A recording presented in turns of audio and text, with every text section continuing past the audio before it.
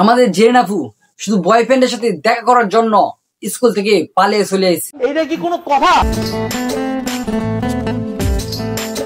উফ, আরেকটু হলে স্যারের কাছে ধরা খেয়ে যেতাম। কেন, কি হয়েছে? আরে আরেকটু হলে স্যারে দেখা ফেলতো। ও এখন তারপরে স্কুল থেকে পালায় আসার পরে দিয়ে এখন বয়ফ্রেন্ডের ধরে আইসে, তার বয়ফ্রেন্ডে কথা বলতেছে না, বেশি মন খারাপ করতেছে এই জন্য। হ্যালো ব্রিয়ন, আমি আব্দুল্লাহ। হ্যাঁ, আমি আব্দুল্লাহ। মেসেজ করো। কই, কারোর সাথে না তো। দেও। আমি স্কুল ফাঁকি দিয়ে তোমার সাথে দেখা করতে আইছি, আর তুমি এমন করতেছো।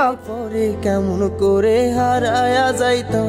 এই অবশেষে মেয়েটা কষ্ট পেয়ে চলে যেতেছে, কিন্তু এর কারণে কচি কচি মেয়েরা এর অবস্থা। জীবনে তো চ্যাট জিপিটির মতো একজনকে দরকার।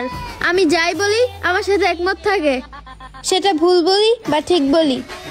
আরে কি সুন্দর কথা, যেটাই বলে এটাই করে।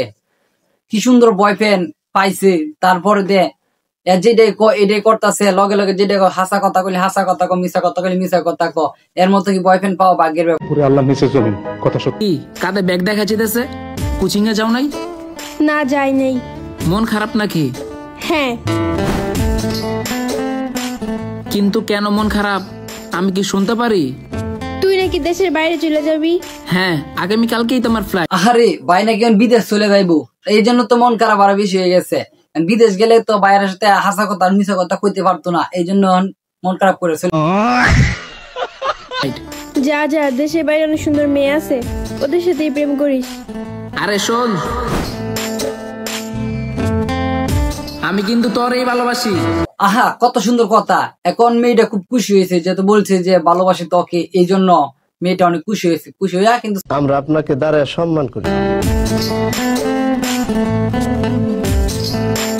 হ্যালো গাইস, যদি ভিডিওটি ভালো লাগে তাহলে চ্যানেলটা সাবস্ক্রাইব করবেন, আর নতুন নতুন ভিডিও ইনশাল্লাহ। তো আর কিসের দেরি, চ্যানেলটা সাবস্ক্রাইব করেন তাড়াতাড়ি।